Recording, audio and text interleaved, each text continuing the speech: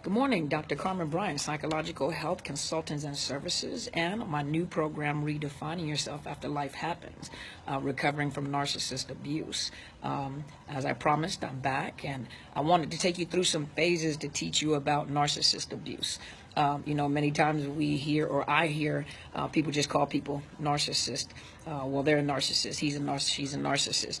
But narcissistic personality disorder has distinctive features. Some people display symptoms or signs or narcissistic traits, but there is distinct criteria according to the DSM, which is the Diagnostic Statistical Manual of Mental Health Disorders. There are distinctive categories that categorize a narcissist, and so I wanted to take you through some of the phases or some information leading up to and helping you to understand what narcissist abuse actually is, or what narcissism actually is. And I wanted to start out by talking about domestic violence, because obviously narcissistic abuse or narcissist abuse falls under domestic violence. That's what it is, domestic violence. And so I just wanted to take you through some phases just to get you an understanding of what you are dealing with concerning with narcissistic abuse. First of all, let's talk about domestic violence. And so I wanted to get information up so that I can give you information. You can look it up to see what I'm talking about. I went on a site to give me some information. I didn't want to write it down. I didn't have time to print it out. But if you go to like domesticviolenceroundtable.org, it gives you some information on what domestic violence is. And I'll continue to talk about it and get in detail with it as I give you information. But, domestic violence, it says that 3 million and 4 million adult women in the United States are abused yearly by an intimate partner. It's intimate partner abuse. And 54% of people that they sampled, meaning that they did questionnaires on, 54% of the sample of women were treated in emergency departments and had been threatened physically or injured by a partner. And so it goes to show that domestic violence exists. And there are some phases within domestic violence, which is tension building, meaning that there's some stress that builds up, which is common within a domestic violence situation. There's tension that builds up, maybe money issues, children problems, job problems, and verbal abuse begins. So what happens is the victim may try to control the situation by trying to please the partner, calm the partner down, do whatever the partner wants, kind of cater to the partner. You even hear them making excuses, saying, well, he's stressed, and keep in mind that I'm doing this with the women who have been abused in mind. Not saying that men do not experience this as well, because there are men that have been through abuse, there are men that have been through narcissistic abuse, and later on I will also talk about the two differences in male and female, and hopefully I'll be able to partner with a male professional that can explain to you about the female side of abuse and narcissist abuse. But at this particular time, I'm kind of focused on female, so you hear me say, him as the abuser and the female as the victim or the survivor. But in this situation, you'll find where women will say, well,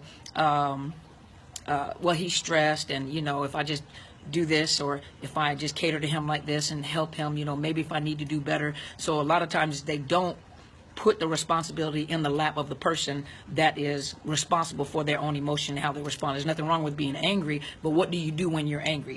Who do you hurt in your anger? And so the victim or the survivor will try to control the situation by trying to appease the abuser. But normally that doesn't stop. If the cycle, and especially if they've gotten comfortable in a relationship, the cycle will just continue. So the next phase will be acute battering episode. So this is when the tension gets to a point where it just explodes, it peaks. And physical violence may occur. There's usually triggered by presence of external events like the abuser's emotional state. So I'm reading off of the site. This means that the battering will start episode unpredictable beyond the victim's control. So sometimes things happen that the victim wasn't even prepared for.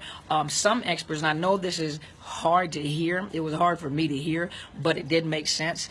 Some experts, some researchers say that they believe that in some cases, victims may unconsciously provoke the abuser, the abuse, so they can get that release of tension out of the way so they can get to the honeymoon phase. So if if this is a cycle that you've gotten accustomed to, a lot of times, women know how to provoke, not consciously, not purposely, but try to get that part out of the way and get it over with so we can get back to the honeymoon phase. Once it's complete, or sometimes abuse happens for several hours, several days, short-lived, several weeks, but once they get beyond that, they get to a point of where they want the abuser, which is the honeymoon phase, you know, asking for forgiveness, expressing remorse, buying stuff, buying candy, you know, taking them out to eat, trying to make up for what has happened, and even to a point where sometimes they blame the victim. Well, oftentimes they blame the victim. If you would have, you know, this always happens, where if you would not have provoked me, but they're kind, they're loving, so they're in a place where the victim wants them. They want them to be loving. This is what they've always wanted, and they try to convince the partner that I will never do this again. How many women have been in relationships where the partner has tried to convince them that this will never ever happen again, and they're still going through the same cycle? And I've seen people within 10, 15 years, 20 years, 30 years of relationships going through this exact same thing. And the hardest thing for them to hear me say is how long has this been going on? If they love you, why have they not changed? That's not love. That's power and control. And we'll talk about the power and control wheel, you know, another time. But in their mind, they think that this right here will strengthen the relationship and they can get beyond this.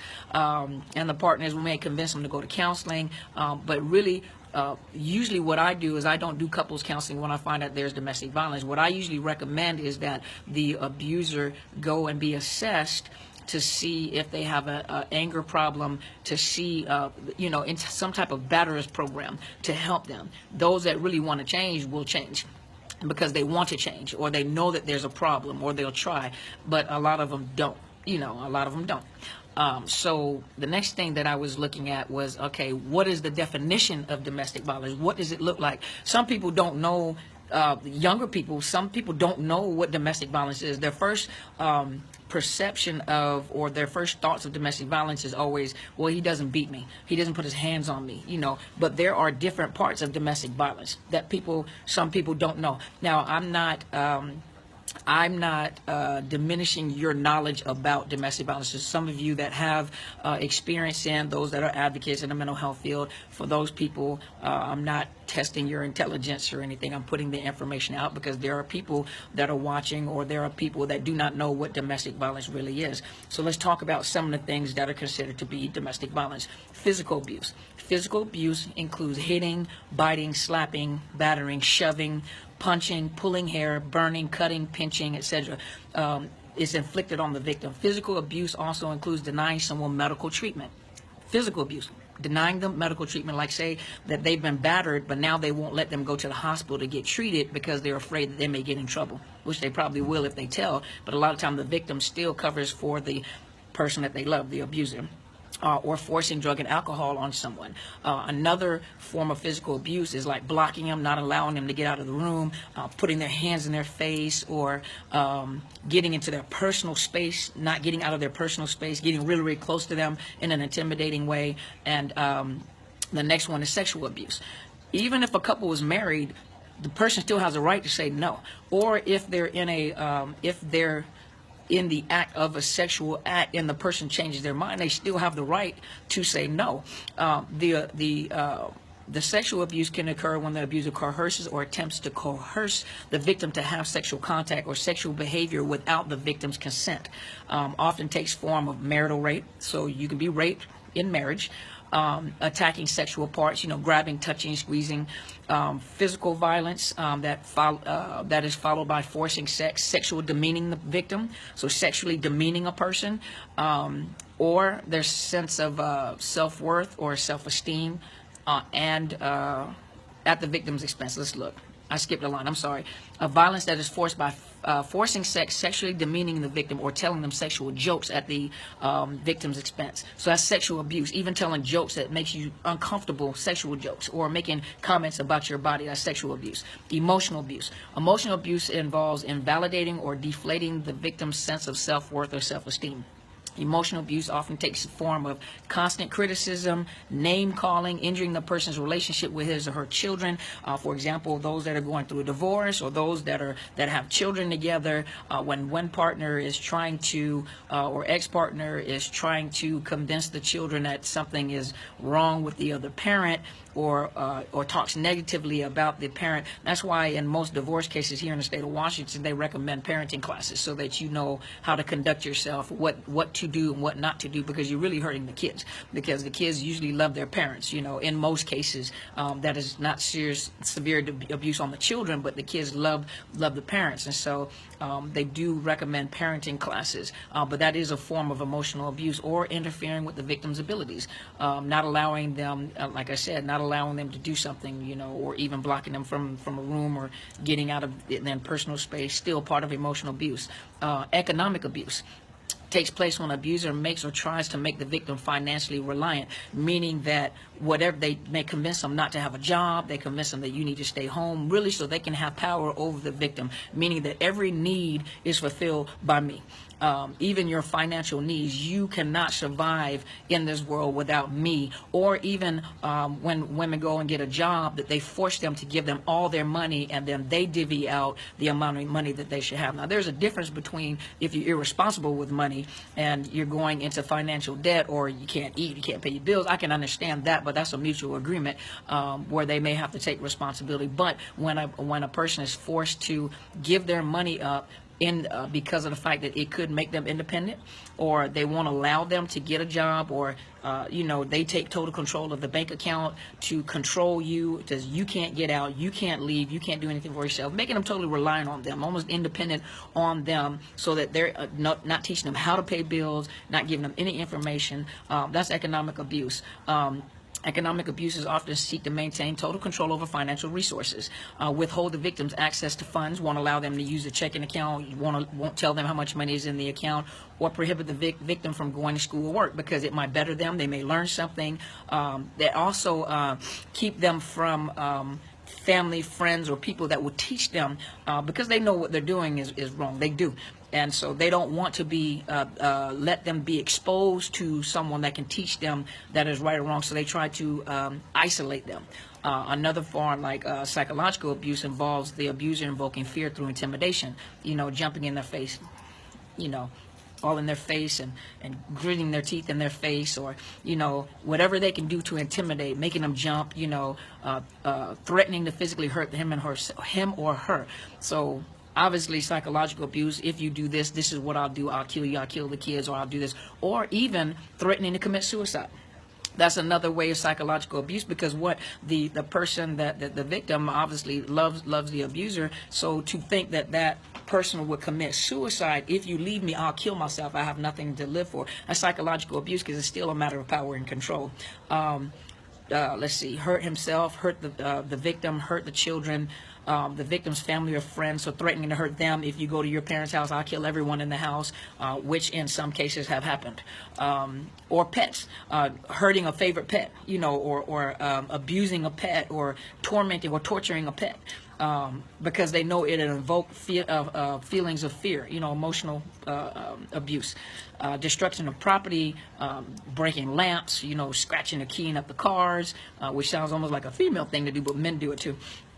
Injuring pets, isolating the victim from loved ones, just said that, prohibiting the victim from going to school or work, psychological abuse, economic abuse, threats to hit, injure, or use a weapon are a form of psychological abuse. Pulling out a weapon, laying it on the lap, or letting you know that, my pistol is here, or, threats, I'll come to your job, or even coming to the job and just showing up, or in certain situations, showing up where the victim is at just to show her that he's there, or just glaring at her. That's another form of psychological abuse, but glaring at her or looking at her, and when she's talking to people, giving her that look that puts her back in check. Stalking, which includes following the victim, spying, watching, harassing, showing up at a victim's work or home. sending gifts, collecting information, making phone calls, leaving written messages, or appearing at a person's home or workplace. These acts individually are typically legal, but any of these behaviors done continuously results in a stalking crime. Cyber stalking refers to online action or repeated emailing that inflicts substantial emotional distress to the recipient. That can be distressful. You got a person that's chasing behind you, that's stalking you, that everywhere you turn, there they are. Sounds almost like a horror movie, but this is domestic violence, part of domestic violence. And so I'm looking at the clock. Please forgive me. I have a client coming in. When I begin to research, and I do want you to know that I have a book coming out that discusses narcissist abuse. Some examples of narcissistic abuse, and also what it is clinically. In studies and research, research was conducted by the University of at Buffalo School of Management, and they analyzed data from 475,000 participants that was taken over a course of 31 years, and they found that men consistently scored higher in tests for narcissism regardless of age. So it was showing that there's another study that I found that they did a study, and it was through, let's see, who was it? National Institute of Health, Bethesda in Maryland did a study. Now I know these are really big words. The prevalence correlates disability and comorbidity of Diagnostic Statistical Manual 4. That was, we're on 5 now, but 4, which is the Diagnostic Statistical Manual of Mental Health Disorders and how we diagnose narcissistic personality disorder. And they did a test over face-to-face interviews with 34,653 adults that participated in this survey. And I'll just go down, and the conclusion was that narcissistic personality disorder is prevalent. So it's prevalent personality disorder in the general U.S. population, and is associated with considerable disability among men, whose rates exceeded those women. So men usually display or have, when they conducted the research, men reported narcissistic or narcissism or narcissistic personality more than women did. So you'll find it in men more than you find it in women. They also noted that there still needs to be more study done with different specific associations with NPD, which is narcissistic personality disorder. So they said that they still need to do more, because it's still really not a really well understood personality disorder. Another thing that I found is that compared with women, men exhibit more assertiveness and desire for power, but there was still no difference in the exhibit of meaning both genders are equally likely to display vanity or self-absorption. So let's see. One of the things that the researchers said is that narcissism, the gap between genders, likely stems from the ingrained societal gender stereotypes. It's more acceptable for a male to be aggressive than a female. Nowadays, females are very aggressive in the work field.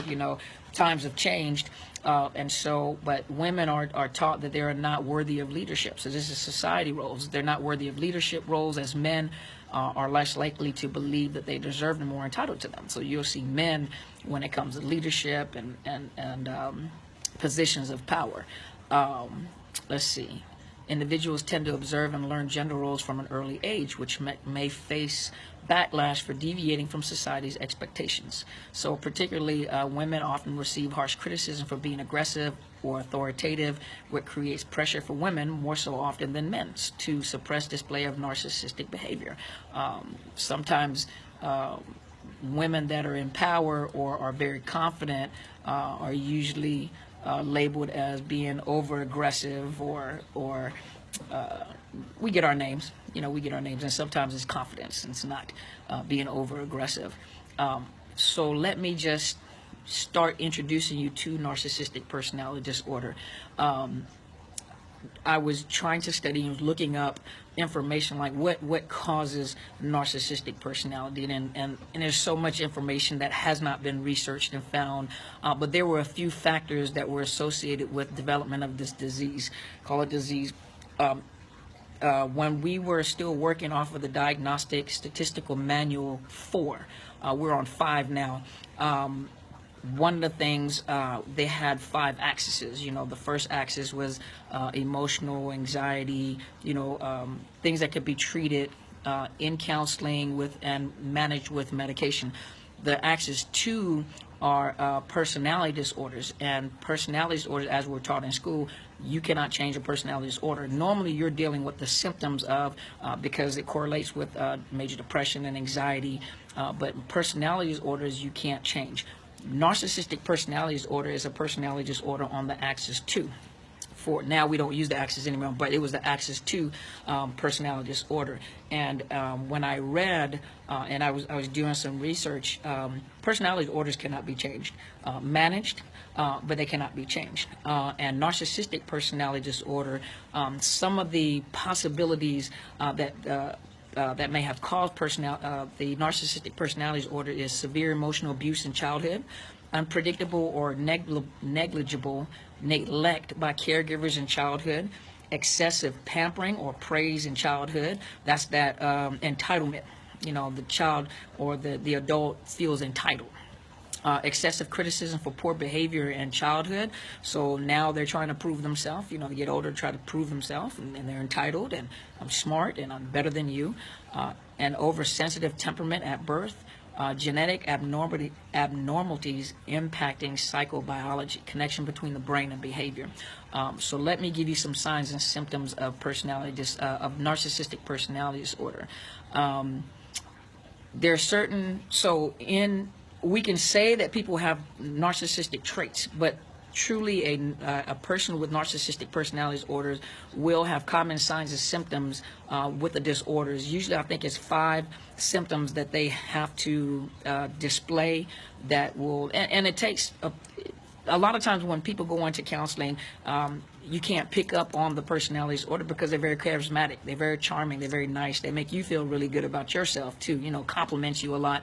Pay attention to that, especially when someone is excessive in complimenting you, and you know, usually I'm kind of skeptical. Most therapists, really the ones that I know, do not treat narcissistic personality or personality disorders. They usually will send them to someone that specializes in that. I don't, because that is a long process of counseling. And very hard, and usually they don't comply, and they usually don't stay. Those that I have had in counseling that were truly diagnosed with narcissistic personality, I usually refer them out to a clinic or someone that specializes, because they're pretty much focused on themselves, and they want you to focus on them. And when I say that, I know that sounds kind of strange in counseling where it is about the client, but when I say they're very about themselves, they're very into wanting you to compliment them and affirm them and acknowledge that they are better than most people, and that they're gifted and they're special and they're equal to you, and they probably know more than you do. And most of them that come in usually know more than I do. And when I say know more than I do, they know diagnosis, you don't know what you're talking about. And so it is what it is. But here are some, and later on I'll go into the actual diagnostic statistical manual when I come back again, and I'll show you what it looks like in the manual. And this is just some signs and symptoms that you can be aware of. So they're very obsessed with themselves. They appear unemotional. That means they lack apathy. They don't have the capacity to be empathetic. Their empathetic or display of empathetic is just so they can gain something. So they lack empathy. So appearing unemotional, setting unrealistic and unattainable goals, easily rejected or hurt. It's called narcissist injury. Becoming jealous very easily. They're very jealous. Usually when they're stalking someone or preying on someone, they're jealous over what you have. They want what you have, or they want to be associated with you so they can look like they have what you have. So if you're a movie star, they want to be associated with you so they look like they're a part of the, that's just an example. Becoming jealous very easily. Using others to an advantage to reach their own goals. This is very common. This is what they do. Reacting to others with shame, anger, or humiliation. So that's how they respond, especially if you do not cater to what they want from you, or if you have boundaries. Your boundaries hurt their feelings. Difficulty maintaining a relationship. They usually have very usually not long-term relationship, but they have very difficult relationships. Because it's about them. It's not about the other person. requiring constant positive reinforcement and attention from others. So they will drain a person because they want that affection, they want that positive. This is called almost a dramatic personality disorder. It's the dramatization of own importance, talents, and achievements. So they'll qualify themselves in places that they're not qualified. They'll attach to someone and then qualify themselves. They listen to how you talk. They listen to what you talk, what your lingo is, how you dress, what you drive, what you do. And then they display themselves as if they're at equal level of the person that they've attached themselves to, so that they can look just as important as the person that they've attached to. So see, they usually attach to people when they find relevance, or something that makes them look good. And even convincing the other person that they didn't achieve it, that they did, that they don't know what they're talking about, or, you didn't achieve this, I achieved this. Desiring the best of everything. So a lot of times they're overboard.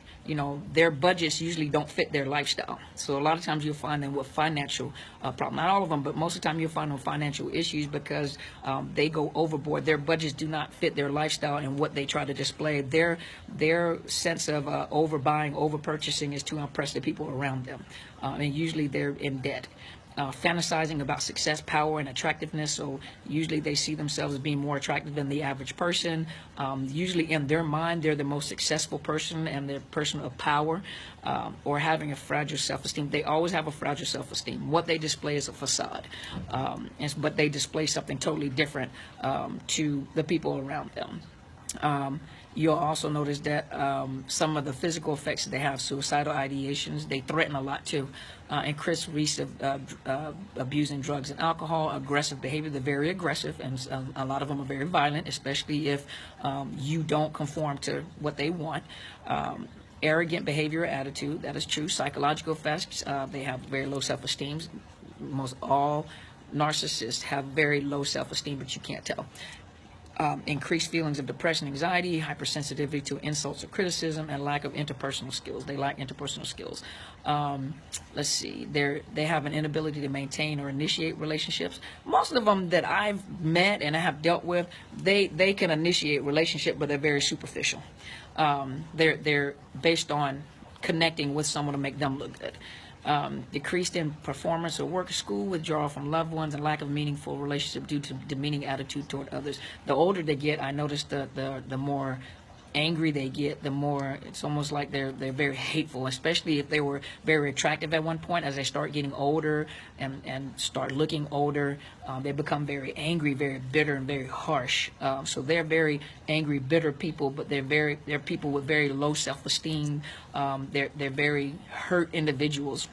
And most of the time when I have to disclose that to a client, that they may be in a narcissistic personality, they go through the phases of grief. They usually are in denial. And some have actually quit counseling because they're in denial. It's like there's no way possible because they show me, and they do show that they care. But I want you to think about it like this with a narcissist. I have a car. Obviously, I have a car, and I have a Camaro.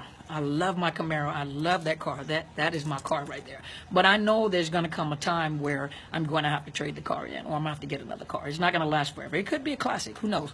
But eventually, it's going to come time where I'm going to have to trade that car in. And so, of course, it'll always be in my mind, oh, that was my most favorite car. We get older, I'm like, oh, it's an antique. I love that car. I had one of those cars, my favorite car. But I probably have bought a new car that I like. So I'll probably get a new car and then eventually kind of not think about the Camaro, I want you to think about it like this. A narcissist connects with people as sources of supply. Somehow or another, they feel a need for them in their mind. And people are like vehicles. Their purpose is to transport them to one place to another. Once the purpose is done and over with, or it's incapable of doing that anymore, usually they have sucked them dry, drove them crazy, and most victims of narcissist abuse suffer from post-traumatic stress disorder and complex post-traumatic stress disorder. But once they may get older, they may have had kids and gain weight, they start aging, they don't look like what they look like, so that doesn't make them look, because remember, they're an extension, so they don't look like what they used to look like at one point in time. Now they don't have the best. It doesn't look like they have the best. They discard people. They discard supply like a car. It has served its purpose. Now I need to get a newer model or a different model to continue for that automobile to transport me from one place to another. And they usually discard it because you're not going to really grieve over a loss of a car as you would a human being. And so that's how they look at people, and somehow or another they're wired that way. They don't have the capacity to have empathy, and they don't have the capacity to attach in a meaningful way. And so they look at people as sources of supply, like a vehicle. Once it is finished, I'm going to discard it to get another one. There's always another level. And if the victim finally recognizes what is happening and starts putting up boundaries and taking control back, the abuse usually increases. And when the abuse increases and they realize that the victim has figured out what is going on, or no longer gives them that control or feeds into their ego, usually they will look for another source of supply and discard them. And so the victim is left, I thought that this person loved me. I thought it was a me. We've been together for 500 years or however many amount of years. But the narcissist, the person with narcissism, does not have the capacity to connect with people or have feelings of empathy. So that's why it makes it very hard in counseling as well, because they have no empathy, and it is a personality disorder. You don't get upset at a person that has schizophrenia when every now and then they may come into their right mind to be able to hold a conversation, but then slip back into the schizophrenia where they are completely in their own world. Well, it's likewise for a person with narcissistic personality disorder. From time to time, they click into reality, but it's too painful, so they go back into their world, their facade, their imaginary world. And most people around them are very usually traumatized. That's what they are. They're traumatized, and having to deal with this person. The person takes a lot of energy out of them. Well, hopefully you got something out of that. I didn't mean to stay on so long. I just wanted to kind of introduce you to some facts, to some information, and I will be back. And the next time I come back, we're going to talk more about the narcissistic personality disorder. I'm going to look into the DSM and show you some of the clinical, how we look at it clinically, and then I'm going to start introducing you, about the abuse itself. Hopefully this helped. Hopefully this was some good information. I do have a website, PHCS, Psychological Health Consultants and Services. So it's the initials PH, Psychological Health, PHCS. LLC.org. Also, I have a YouTube channel. Please subscribe to the YouTube channel so that you can keep up as I teach. I'm developing the YouTube channel is Redefining Yourself. Recovering from narcissist abuse or narcissist abuse recovery. And I don't have the big hair. I have a bun and I have a white shirt, so you'll know who I am. Carmen Bryant, Dr. Carmen Bryant. Also, if there are certain things you'd like me to talk about, you can also email me at Dr. Carmen Bryant, DrCarmenBryant @outlook.com. If there are certain topics you'd like me to talk about, please feel free to email me. Drop some topics in that you would like me to discuss, some things that you want to know. I'll be more than happy. I do speaking engagements, and I'm also developing some groups. If you're in the Seattle-Tacoma area, I will be sending out an email. You check on the website, check on the YouTube channel, and I will be back. Thank you so much for your time, and you guys have a great day.